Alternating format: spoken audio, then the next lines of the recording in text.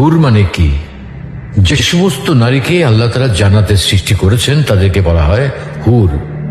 জান্নাতের রমণীদের আল্লাহ তাআলা জান্নাতি পুরুষদের জন্য উপহার হিসেবে রেখেছেন। আল্লাহ তাআলা তাদেরকে জান্নাত প্রাপ্ত পুরুষদের সাথে বিয়ে দেবেন, ফলে তারা স্বামী স্ত্রী হিসেবে চিরকালের জন্য জান্নাতে বসবাস করতে থাকবে।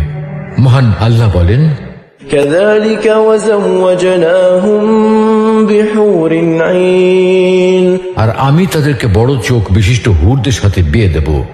জান্নাতের হুর হবে চিরকুমারী ও সমবয়সের প্রেম সোহাগিনী।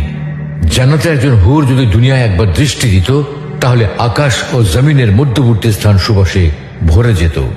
পূর্ব পশ্চিম প্রান্তকে তথা সমগ্র পৃথিবীটাকে সুসজ্জিত করে দিত।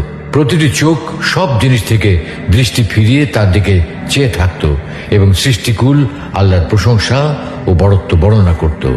জান্নাতি পুরুষেরা যখনই তাদের দিকে তাকাবে, আনন্দে মন ভরে যাবে। যখন কথা বলবে, ছন্দময় মিষ্টি কথা দ্বারা হৃদয় ভরে দেবে। জান্নাতের রুম সমূহে যখন তারা ঘোরাফেরা করবে, তখন তাদের আলোতে রুমগুলো আলোময় হয়ে যাবে। জান্নাতের অধিবাসী নারী পুরুষগণ হবে একই বয়সের পরিপূর্ণ যুবক যুবতী। জান্নাতের হুর যখন তার স্বামীর চেহারার দিকে তাকাবে, তখন তার হাসিতে জান্নাত আলোময় হয়ে উঠবে। যখন তারা স্বামীর সঙ্গে কথা বলবে, তখন কতই না সুন্দর হবে সেই কথোপকথন।